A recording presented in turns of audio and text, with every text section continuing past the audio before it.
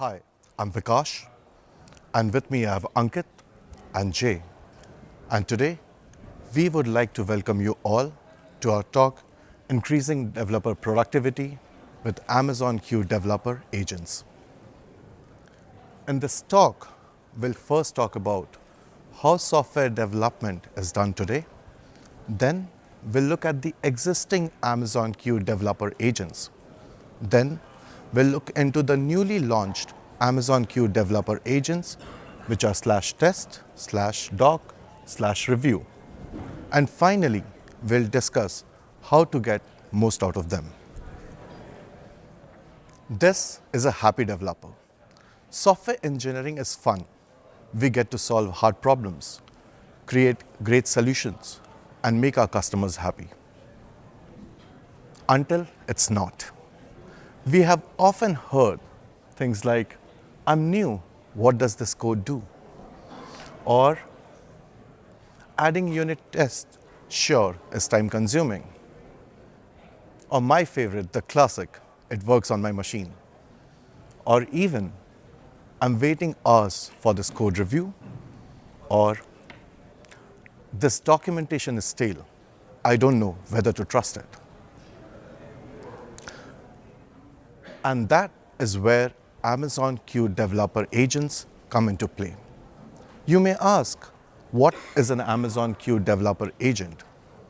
An Amazon Q Developer Agent is an AI-powered assistant that can autonomously perform complex tasks for you throughout the software development lifecycle, which is the SDLC. You can use /dev for feature development, /test to generate unit tests, /doc to generate documentation, or even perform code reviews using /review. Let's take this a step further and explore how these agents can help you throughout your software development lifecycle. And to do this, today we'll create a popular game called 2048 or 2048. To quickly recap, the aim of the game is to combine tiles with matching numbers to a total of 2048. Let's look at the demo. So here, if you see, I'm combining tiles with 2 to make them 4, combining 2 tiles of 4 to make them 8, and so on and so forth. Looking at the demo, at a high level, we understand we need event handlers for arrow keys in the front end. We need some scoring mechanism in the back end, display it in the front end, and must validate users' moves when they are at the end of the grid. And that is where Amazon Q Developer Agent for feature development comes into play. The feature development agent allows you to write an entire application or features in minutes, starting from a natural language in your IDE. You can collaborate with the agent and improve the output. As with all the features that we'll demo today, the workflow starts in the Q chat panel and entering an appropriate string command, which in this case is the /dev. So here is a demo where I'm using Amazon Q Developer Agent for feature development, which is the /dev, to create the 2048 game. If we look here, I'm starting with a boilerplate hello world code in Fast API. While the entire demo took me around 13 minutes, which is 1-3, there is some editing magic to ensure we do it faster. So if you try it yourself, you might get it a little bit longer. Let's begin. So I invoke this /dev. I ask it to build a 2048 game with front end and back end.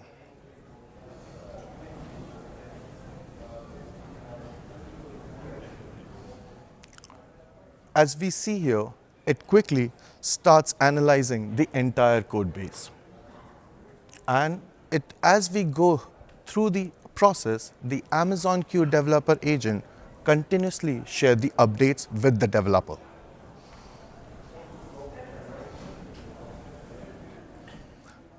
Now it starts implementing the core backend logic and the front-end code for us. Once the core logic is in place, it starts to wire the front-end and backend with our Fast API. If you see, I didn't even mention that the application is built using Fast API. It was able to detect it and wire things up accordingly.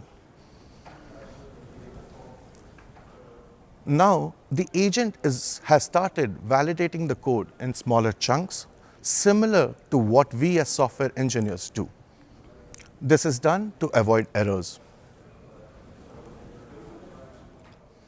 Now, it's doing the complete validation of app.py. And when that's done, it starts making other changes. And this is very interesting. If you look closely, it detected that my project has predefined logging configuration and it kept it intact. So it didn't change that at all. Now the implementation is done, so we can look at it, what happens. Here, the agent gives me two options. Either I can accept all the changes or I can provide feedback and regenerate. This makes the entire process very iterative for software engineers. Let's start reviewing the code, starting with app.py. Right off the bat, I see it updated the title for me, it deleted the hello world code, and created new 3 APIs for me.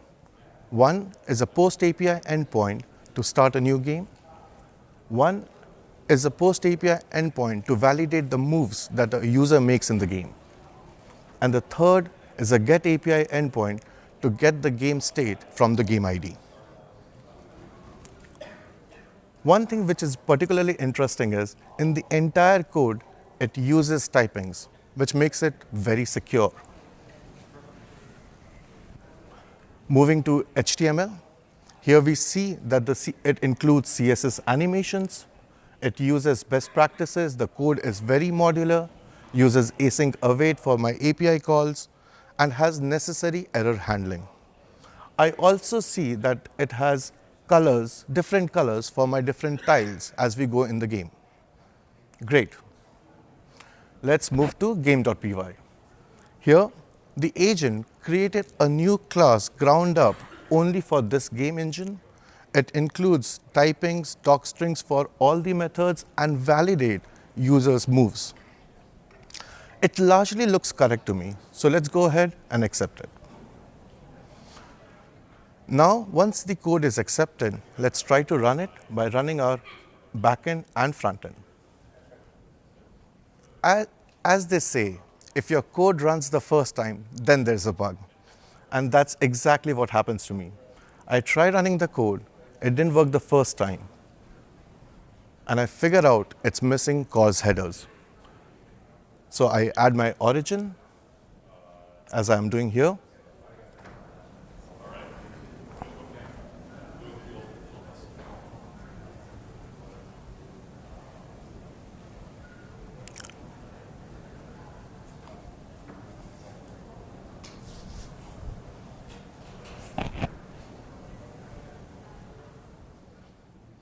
Once I have the origin in place, I add my middleware.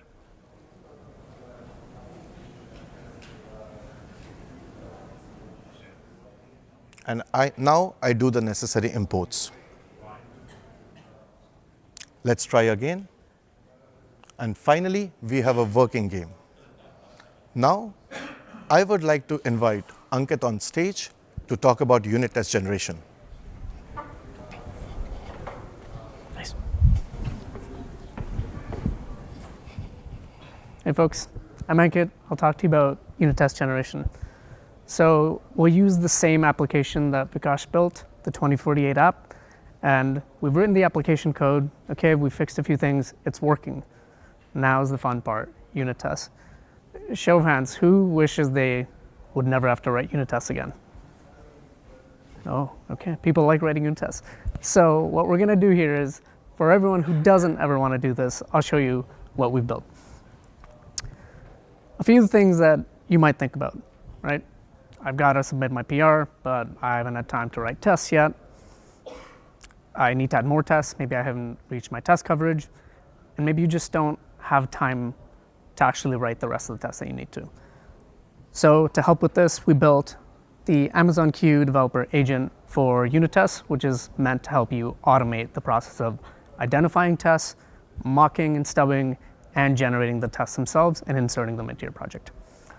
Let's take a look at a demo on how this works. So we've got the same app as before, 2048. We've got our application code. And here on the left, you can see I've got Q. This is my app.py file. I've got 3 functions in here, and I want to write tests for all of these. So what we're going to do is we're going to use the /test command. That's the new unit test agent. And we're going to start to generate those tests. And Q is going to take some time to do this. And while it's doing that, what it's actually doing behind the scenes is it's taking your entire project as context. So not just the current file, but adjacent files. If you've got an existing test file with test cases, it will take that into account as well. And any dependencies that you've got in the project. So here it's generating tests for these 3 functions. And once that completes, it's going to show us the tests, and we'll be able to actually look at them and then accept them.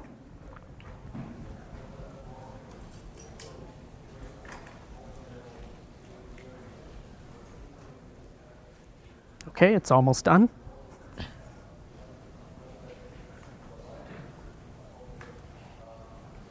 Oh, sorry, we had a bit of a hiccup there.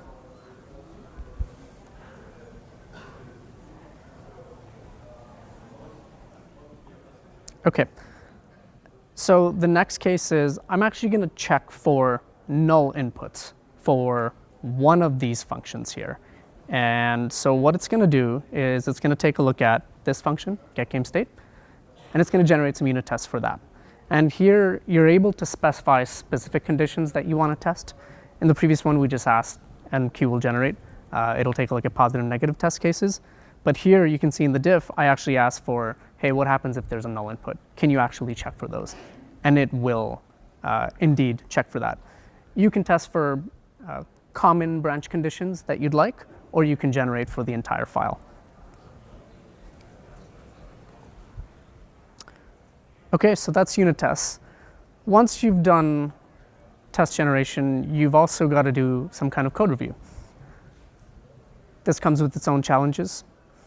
You may find some kind of vulnerability in your code. You need to fix that. You may have already submitted a PR for review. You might be waiting. And you might not actually know if there are vulnerability issues in your code. So that's where we built the new Amazon Q agent for code reviews. And it's going to review your project. It can be either your file or your workspace for any code issues. That's vulnerabilities, code smells, general quality issues. And it's actually going to provide you a list of those. And let's take a look. So here I've got, again, the app.py file. I've written my tests, I've generated the code, everything's working. Now I need to do PR. Rather than doing a PR review, I'm actually going to run /review first. And here you can either run it on your current active file or the whole workspace. We've just built this app, so let's do it on the entire workspace.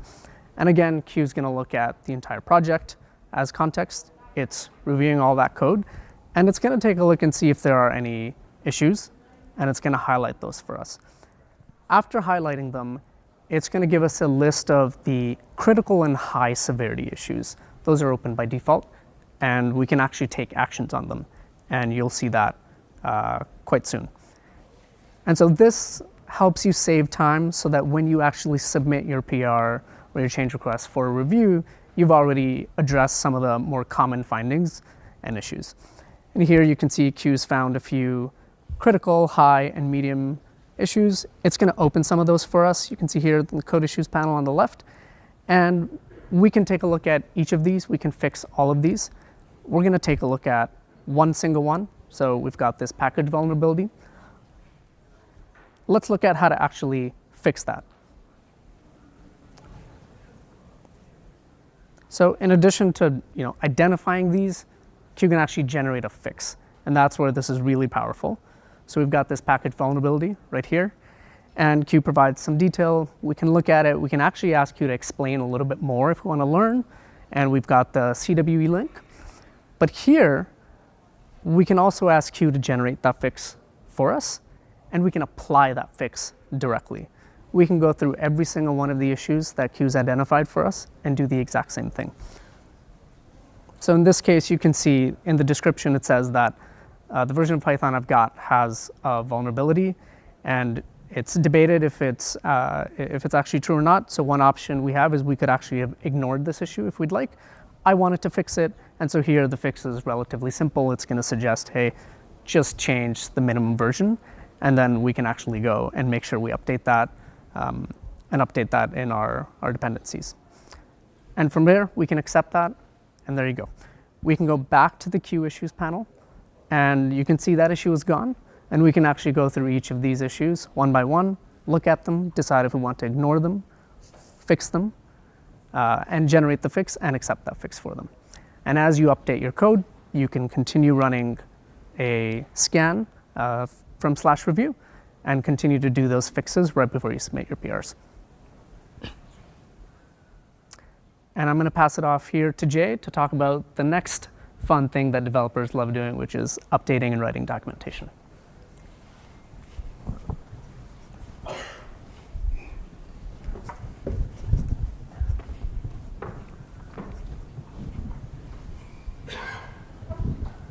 All right. Thanks, Vikash. Thanks, Ankit. Hi, everyone. I'm Jay, and I'll be talking to you today about documentation. Documentation is important for development teams. It helps them understand the code. This means they can better troubleshoot it and make changes when necessary. However, it's also a task that can get lost in the shuffle.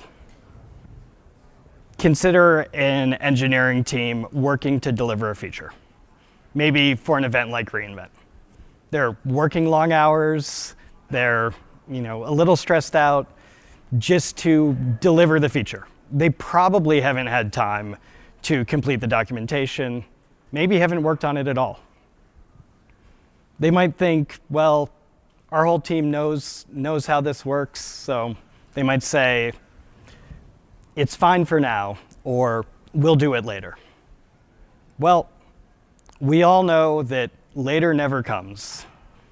And then 2 or 3 or 5 months down the line, when they don't remember the code as well, or there's a new developer on the team, they're the ones who are suffering. And by proxy, the customer.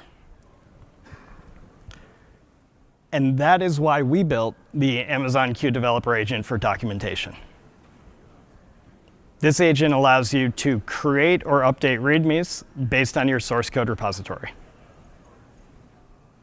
Let's check it out. All right, one more time, back to 2048 land. So now we have our working feature, thanks to Vikash. We have unit tests, and we've reviewed the code, thanks to Ankit. One more thing, documentation. So we're once again on the left side of the screen in the Q Developer chat window, and this time we're going to /doc. You're going to be presented with the option to either create a README or update an existing README. We're going to create one because we don't have one, and we're going to confirm it's for our top level folder in the workspace. With that, we're off. And what's happening now is that Q is going to look at the folders, files, and code objects associated with the project to get a better understanding of how they're interacting with each other. And this gives Q a pretty deep understanding of the code base, which is great. It not only knows what's happening line by line, but also knows the underlying business logic as well. And this is what allows it to make a quality README. And this whole process will take 30 seconds, 60 seconds. This is, real-time recording, and it's done. So we're presented with a diff. It's from nothing to a README file, so we're going to accept it. And now we see that it's a well-formatted markdown file, which is awesome. There's a project overview, which says what the 2048 project does. And there's a repository structure, including some important files and a brief summary of them. There are usage instructions, so things like your prerequisites, how to run the API server. And there's actually some API documentation as well, which is really cool. I especially like how we've provided, or Q has provided, the sample responses so you know what to expect. There's also a troubleshooting section. So Q has figured out what common errors you might come across are and listed out how to address them. And then there's a data flow section, including a data flow diagram, which tells how the different components interact with each other. Depending on your code, Q will add other sections as well. For example, if we had infrastructure as code, Q would add an infrastructure section, which is pretty cool.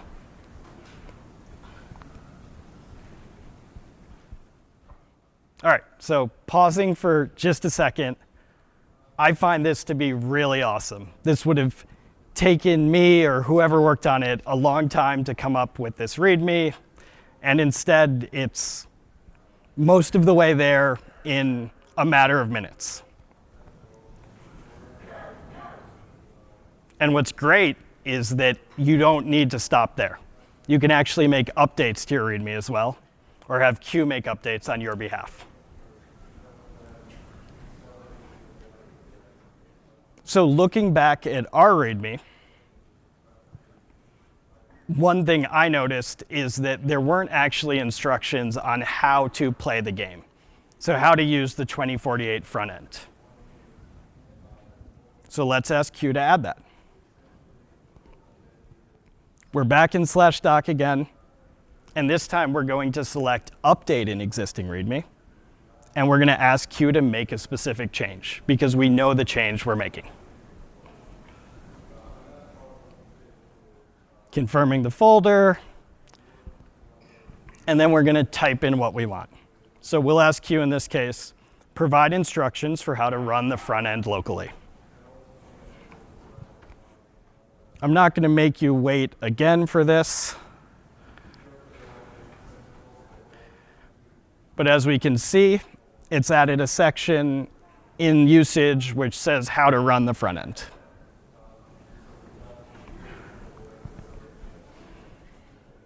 It's pretty comprehensive. There's a good amount of detail.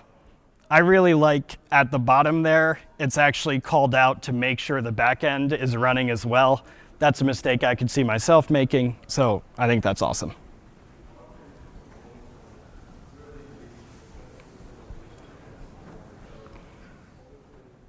All right, one last feature that I wanted to highlight is the documentation agent's ability to update stale documentation. So back to our 2048 app, we're going to go into the future. Couple months down the line, you've made some improvements to the app. Maybe it's a 4096 app now, and it has choice to tile space. Who knows? Let your imagination run wild. What you haven't done, maybe, is update your documentation.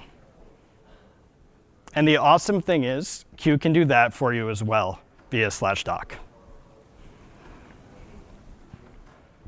So one more time, in /doc, we're going to select Update in Existing README.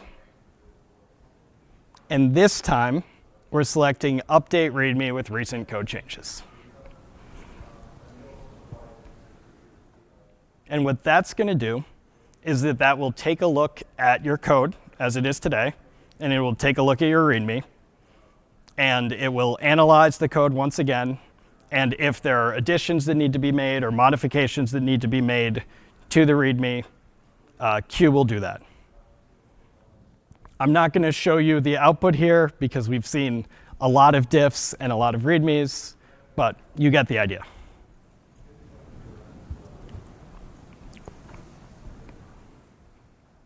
All right, so I wanted to highlight a few best practices to get the most out of using the agent for documentation. So did you all see in the videos we were selecting the folder and just continuing forward? So one thing that you can do is create READMEs at different folder levels within your workspace.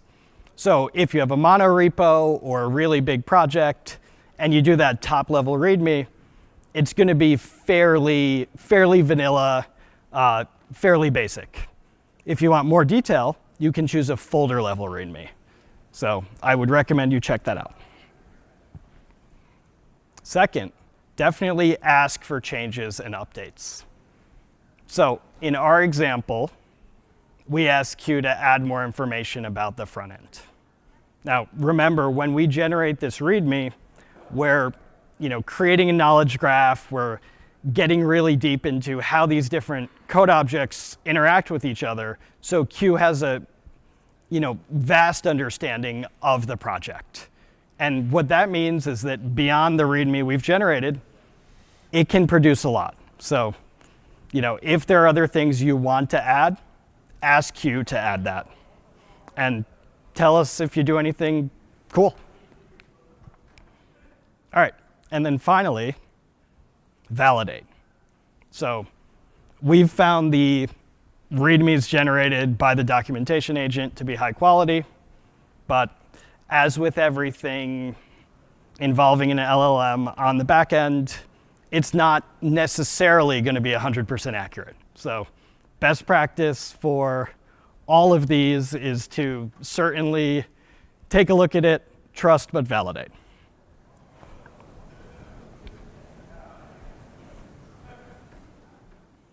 Okay, so stepping away from /doc and back towards our presentation as a whole, I'd like to just recap what we saw today. So we saw 4 agents in action. We used the dev agent to create a complex feature. We added unit tests, and we reviewed the code and generated some fixes where necessary. And then we added documentation. As a result, we were able to build a robust feature and quickly. I just want to call out again, this would have taken us far longer, and instead it took Vikash 13 minutes condensed in a video, and Ankit and I a few minutes each. So really, really fantastic, and we definitely recommend you all try it out. So we're back to our sad developer one more time. And our hope is that we know we can't address everything that makes you anguished in your day-to-day job, but we are hopeful that these 4 agents help a little bit. And you have less time like the sad developer and more time spent like our happy developer. So these agents are available in Amazon Q today in both VS Code and JetBrains IDEs, and in both the free tier and the professional tier of Amazon Q Developer. So we'd love for you to try them out and tell us the awesome things you're able to build. All right, thank you for spending your time with us today, and we will be available after for questions.